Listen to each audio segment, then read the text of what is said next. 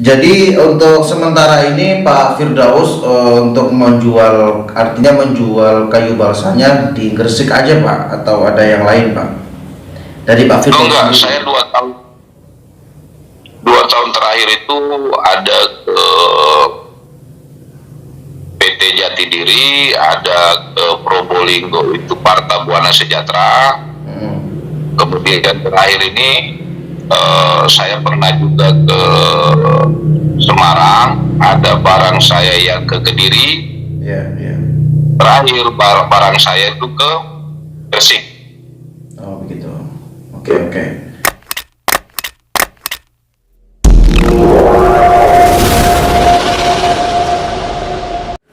Oke bro, assalamualaikum warahmatullahi wabarakatuh. Selamat datang kembali teman-teman di channel saya Edi Bray TV. Di kesempatan video ini saya mau ngobrol dengan Pak Firdaus ya, orang Maluku sana. Beliau adalah salah satu buyer balsa. Mungkin buat teman-teman yang di Maluku sana bisa membantu teman-teman yang mungkin nanti untuk menjual kayu balsanya. Dan kenapa saya ingin ngobrol sama beliau? Salah satunya yaitu alasan saya karena beliau adalah salah satu orang mungkin salah satu orang yang membantu. Jadi untuk gimana caranya biar petani-petani balsa di Maluku ini khususnya itu bisa makmur, salah satunya bisa minta bantuan sama pemerintah setempat, pemerintah daerah, pemerintah provinsi. Jadi beliau bekerja keras untuk pengajuan seperti proposal gimana caranya nanti untuk di Maluku ini pemerintah masyarakat Maluku ini petani-petani balsa itu biar lebih terangkat. Salah satunya mungkin pemerintah setempat di sana mengadakan atau menarik investor yang ditarik di Maluku untuk membuat pabrik-pabrik di sana. Jadi seperti itu. Seperti apa kelanjutannya? Ikuti terus di Edi Bray TV. Yuk.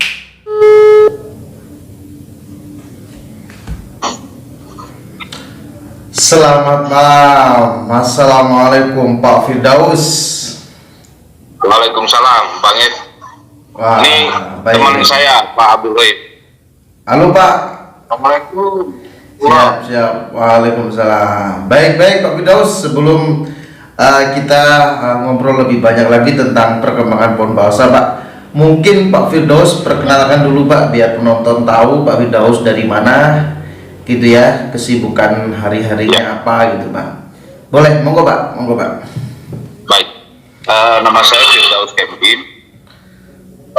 Saya salah satu pembeli kayu balsa lah, boleh dibilang seperti itu. Kemudian beberapa bulan terakhir ini kami mengembangkan penanaman kayu balsa di Pulau Seram. Sorry, Pak Tempatnya di Firdaus desa. asli mana Pak? Aslinya mana? Saya aslinya Sulawesi Tenggara, Sulawesi Tenggara. berdomisili di Ambon, Maluku itu sejak tahun 78. Oke, baik, baik. Baik, Aktivitas kami terakhir 2 tahun ini tentang balsa aja di Pulau Seram. begitu ya. Di Pulau Seram Maluku ya. Iya. Jadi lebih jelasnya mungkin Pak Firdaus ini bisa dikatakan sebagai buyer kayu balsa ini ya. 2 tahun terakhir ini ya. Iya. Baik, baik.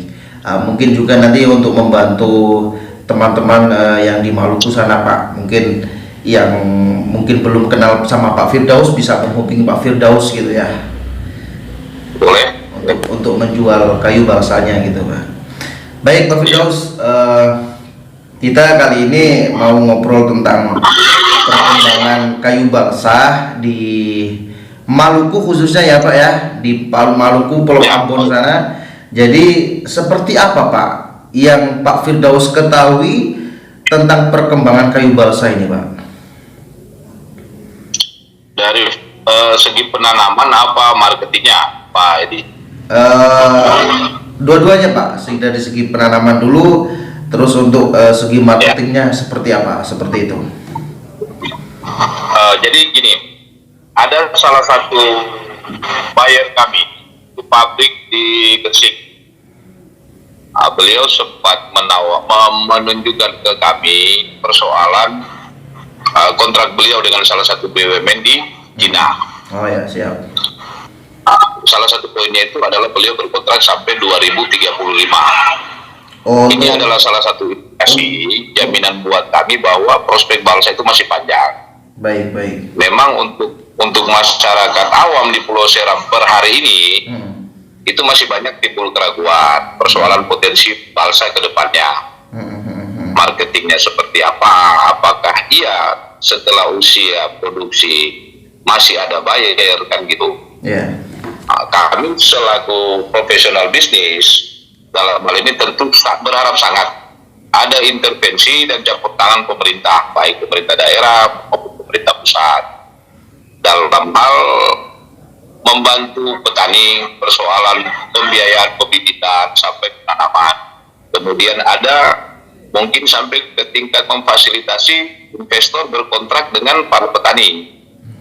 Itu sebenarnya harapan-harapan kami. Sampai hari ini ada penyaluran bibit dari Dinas Kehutanan Provinsi, itu sangat terbantu. Tinggal saja pemerintah daerah, stakeholder khususnya Pulau Seram, itu pada campur tangan pemerintah, apalagi sampai ke tingkat pemerintah pusat. Ini harapan-harapan kami, apalagi setelah melihat prospek kayu balsa ini, kami ekspansi menjadi petani. Kami mulai nanam ini, Pak. Baik, baik. Sudah 3-4 bulan ya, Pak Roy ya, pun kami itu. Nah, ini mau kami kembangkan. Pengembangan ini kan tentunya bukan butuh biaya yang sedikit. Iya, betul, Pak. Nah, di dalam pengembangan ini, planning kami, ini eskalasinya agak lumayan besar, kemudian ada pemberdayaan di situ. Pemberdayaan dalam hal, misalnya kebun milik kami yang mengelola harus masyarakat. Ketika bicara soal masyarakat, ini bicara pemberdayaan, karena dari bekerja di kebun balsa itu kan mereka mendapat gaji. Iya, iya. Begitu. Harapan kami ya minimal setara UMP lah, kayak gitu, Pak Edi. Baik, baik. Mungkin Jadi untuk sementara ini Pak Firdaus untuk menjual, artinya menjual kayu balsanya di Gresik aja Pak, atau ada yang lain Pak? Dari Pak Firdaus enggak, sendiri. saya 2 tahun terakhir itu ada ke PT Jati Diri, ada ke Probolinggo itu Parta Buana Sejahtera. Kemudian terakhir ini saya pernah juga ke Semarang, ada barang saya yang ke Kediri. Terakhir barang saya itu ke Gresik. Oh begitu. Oke. Mungkin ini nanti Pak, kalau misalkan ada penonton saya nanti ya yang nonton video ini Pak, ya mungkin khususnya orang Maluku sana Pak ya. Maluku itu kan luas Pak ya. Ada yang dari pulau, ada yang dari Kecamatan Sirimau, ada yang dari Kecamatan Bula gitu Pak ya. Kan luas itu Seram ya, Maluku ini. Kalau misal nanti dia itu mau menjual balsanya, bisa menghubungi Pak Firdaus ya. Boleh ya, seperti itu ya. Harapan kami itu, saya sih lebih berharap ya mungkin lewat channel ini, channelnya Bang Edi, ada investor yang mau membiayai perkebunan ataukah mau membangun pabrik, bisa berafiliasi dengan kami. Link yang kami bangun ke petaninya, ke pemilik lahan, ataukah dari sisi regulasi persoalan izin membangun pabrik apa segala macam, ya mungkin bisa kami mediasi. Jadi gini Pak, per hari ini di Maluku itu sudah ada 2 pabrik balsa. Oh gitu. Kalau boleh tahu tempatnya di mana Pak? Kecamatan? Satu di Bula, satu di Desa Bula, Kecamatan Bula, Kabupaten Seram bagian timur. Itu di ujung timurnya Pulau Seram. Nah, yang kami sekarang posisinya di baratnya Pulau Seram, Pak. Terus pabrik yang satunya itu di Wayame, Kota Ambon. Oh, oke, baik. Baik, ini mungkin informasi untuk membantu teman-teman di sana Pak ya. Baik. yang belum tahu, maksudnya yang belum tahu nanti di Maluku memang ada pabrik pengolahan kayu balsa seperti itu. Ya. Baik Pak, untuk kalau boleh tahu, kalau boleh diceritakan sama Firdaus ya, selama perjalanan ini sampai sekarang itu gimana ceritanya balsa itu bisa berkembang di Maluku Pak? Ceritanya seperti apa? Jadi ini informasi yang kami dapat ya Pak Edi, ini salah satunya ada beberapa ex karyawan PT Jayanti yang dulu memang tugasnya sebagai surveyor, kemudian info dari masyarakat setempat. Dulu di sini ada pabrik plywood namanya PT Jayanti Group. Nah, dulu mereka melakukan reboisasi penanaman. Tanam ganti istilahnya. Jelang 20 tahun kemudian ketika balsa ini booming, ini kan yang dipanen yang ada di lahan-lahan masyarakat. Kesadaran untuk mengembangkan balsa ini baru 1 tahun terakhir. Jadi saya bisa pastikan per hari ini balsa yang murni ditanam sendiri oleh petani di Pulau Seum itu maksimal umurnya baru 1 tahunan lah. Kami sendiri baru berkesempatan 4-5 bulan terakhir ini melakukan pengembangan tanaman. Harapan kami ya di samping pabrik-pabrik, karena pabrik yang sudah ada ini sistemnya mereka itu cuma berkapasitas seperti bayar aja, tapi nggak berkontrak penanaman dengan masyarakat. Ya mungkin lewat channel ini ada investor yang mau punya konsep sistem kontrak kerjasama dengan masyarakat dalam hal ini untuk petani balsa, sehingga bisa menjaga kesinambungan pasokan pabrik kayak gitu. Baik ya, semoga aja Pak. Kalau boleh tahu Pak, untuk sekarang update terakhir ini Pak, harga kayu balsa di sana berapa per kubik gitu? Transaksi kami terakhir itu 3-4 bulan yang lalu itu di lokasi penebangan itu kami beli ya dengan harga 1 juta per meter kubiknya. Per meter kubik itu diameter berapa? Ya, dengan dimensi panjang 135, invoice-nya 10 cm, log minimal, ukuran minimal 18 cm, 18 up. 18 up dengan komposisi 18 sampai 20, maksimal di kisaran 5%. Baik siap. Itu untuk harga demikian itu kayu sudah ditebang, posisi ditebang itu oleh pemborong atau petani sendiri Pak? Oleh petani sendiri, biasanya ini masyarakat lokal. Gitu. Jadi contohnya di salah satu titik, saya kasih contoh misalnya di desa di Bula ya.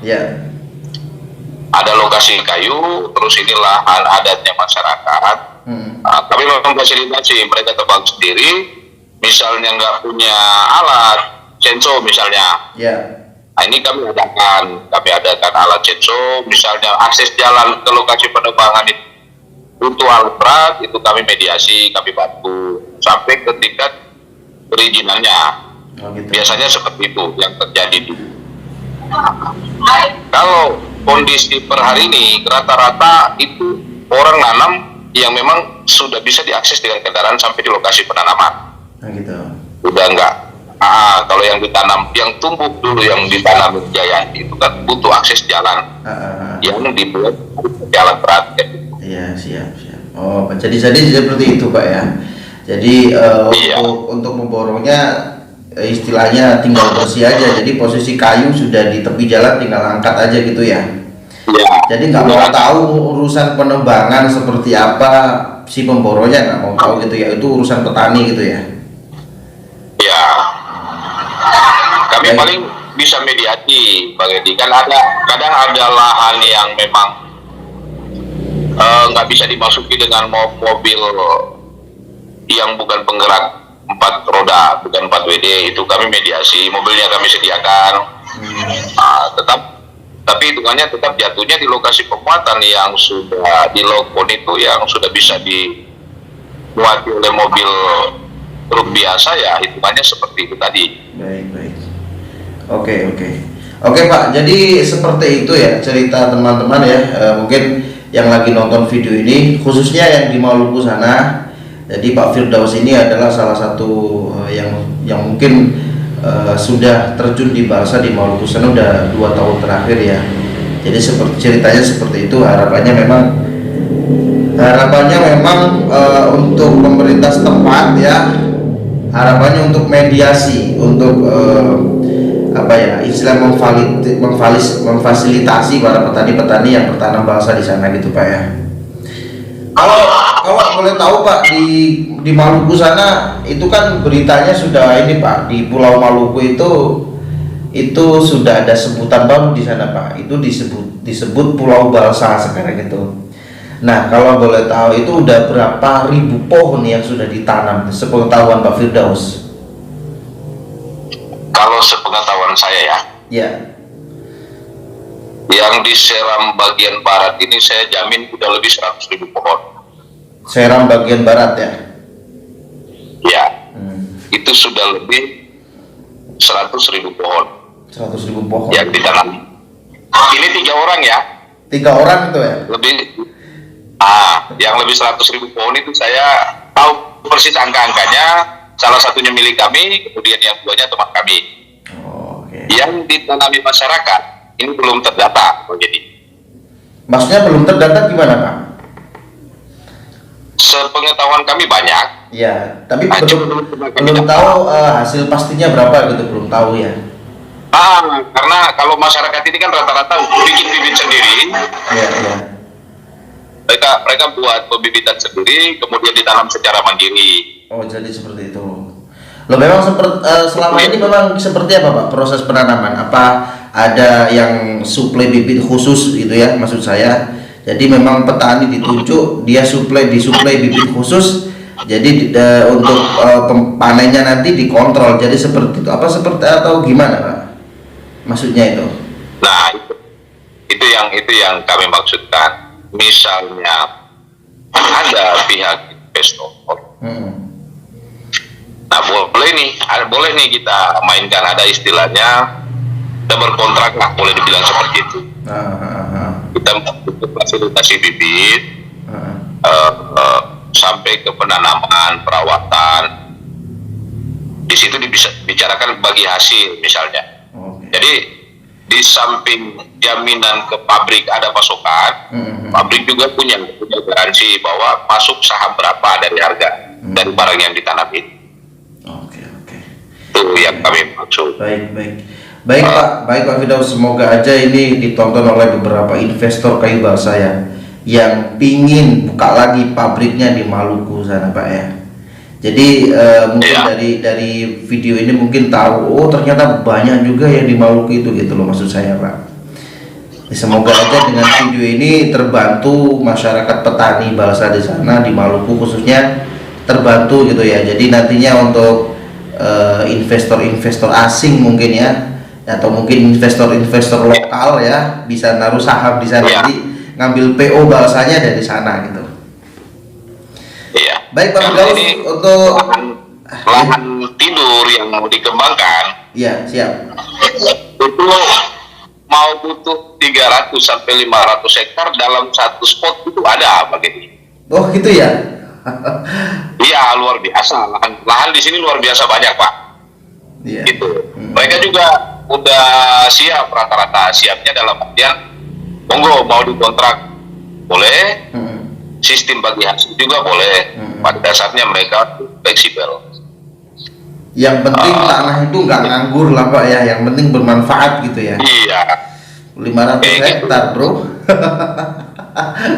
Butuh 500 dalam satu spot ada ya gitu. Iya.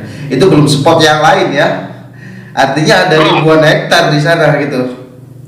Iya. Kalau butuh ratusan ribu saya jamin ada, karena ratusan hektar milik satu orang itu ada. Oke. Kalau ini Pak Firdaus, apa di Maluku sana ada kelompok petani sendiri ini khusus kayu balsa ini Pak? Apa memang ada komunitas sendiri gitu, maksudnya kelompoknya sendiri gitu Pak?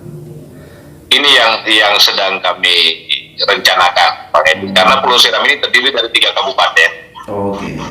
Kemudian akses dari satu spot lokasi penanaman, misalnya di lokasi saya sekarang Desa Wemital, itu ke Bula, Ya.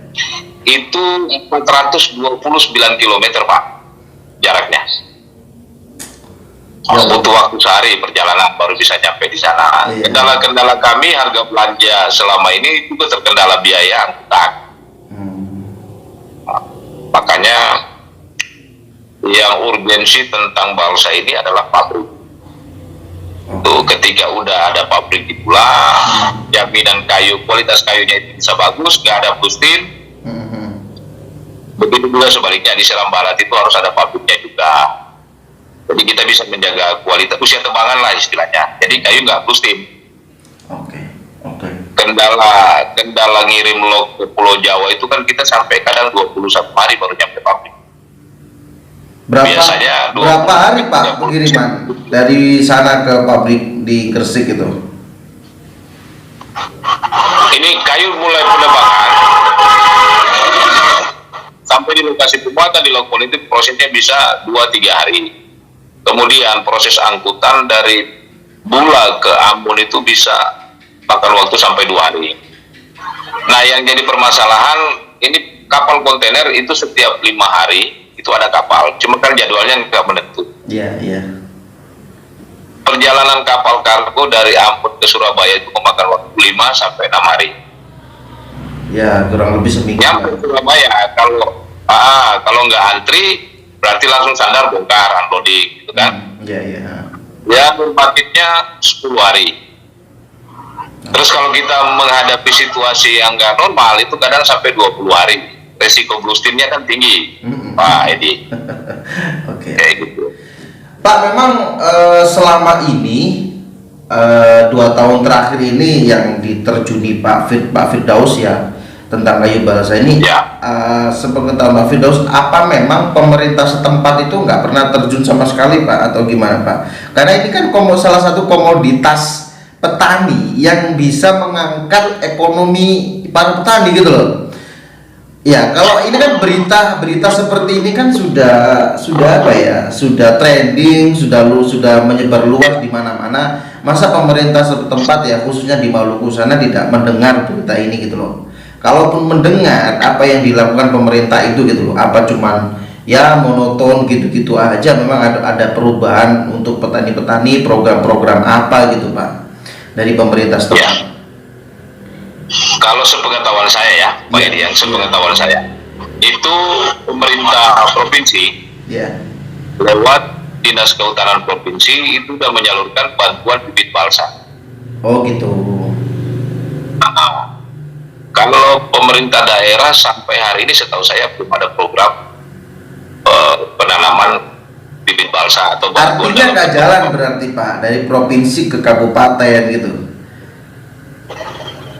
Loh enggak, ini kan masing-masing punya wilayah sendiri kayak gitu ya, kira-kira gitu ya Pak Edi. Makanya pada kesempatan saya beberapa waktu yang lalu saya ada berkomunikasi dengan beberapa anggota DPRD Kabupaten Seram bagian Barat.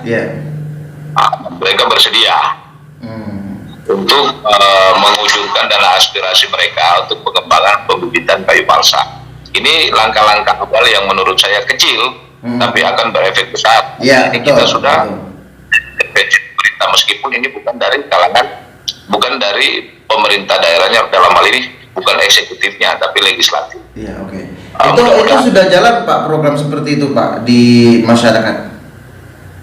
Nah ini baru kami ajukan. Baru diajukan. Kalau nggak ada perubahan, dimasukkan di APBD murni, dikucurkan tahun depan, tahun 2022. Oh gitu, oke, siap. Semangat Pak Firdaus. Mungkin Pak Firdaus salah satu pelopor ya di sana biar petani-petani masyarakat Maluku sana khususnya yang berterjun di balsa Pak jadi semangat ya ketika menonton video ini gitu. Karena ada berita seperti ini, ada bantuan dari pemerintah provinsi ya. Ada bantuan dari pemerintah setempat untuk ini mengangkat kayu balsa ini gitu loh Pak. Biar petani-petani itu semakin makmur gitu Pak. Baik Pak Firdaus, kasih pesan-pesan Pak buat penonton-penonton di sana yang khususnya sedang tanam kayu balsa, gitu Pak. Kasih pesan-pesan biar mereka itu tetap semangat, yang sudah tanam ribuan, baik yang masih tanam ratusan gitu. Monggo Pak, kasih pesan-pesannya Pak dari Maluku sana. Iya, pesan saya yang baru mulai nanam semangat, yang sudah lama nanam silakan tambah lagi. Balsa ini berpotensi.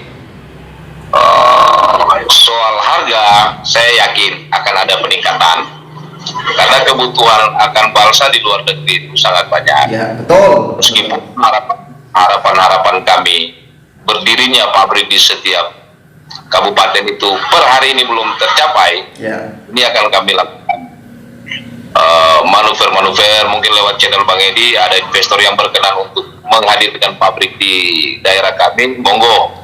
Siap. Untuk petani balsa Pulau Seram, semangat, pantang mundur. Baik, terima kasih Pak Firdaus, informasi yang sangat berharga buat penonton ya, buat teman-teman yang nonton video ini mungkin Pak.